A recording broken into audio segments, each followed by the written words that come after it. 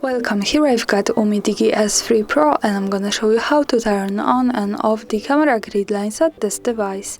Let's start by sliding up to the menu, and now let's tap on the camera app to open it.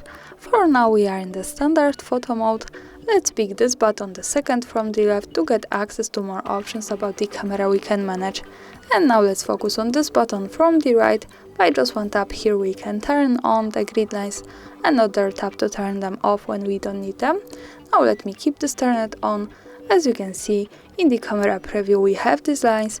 This is useful, for example, when we want to use the rule of thirds in photography or making experiments with composition. Also remember that these lines are not visible at the real picture, so when I take a photo and when I move here to this button from the left to the gallery, we can't see them, so the grid lines are only to help us taking better photos. And of course, when we don't need them, we have to tap on this button once again and use this one, so we can turn them off. And now in the preview the grid lines have gone. And that's all. Thanks for watching, subscribe to our channel and leave the thumbs up.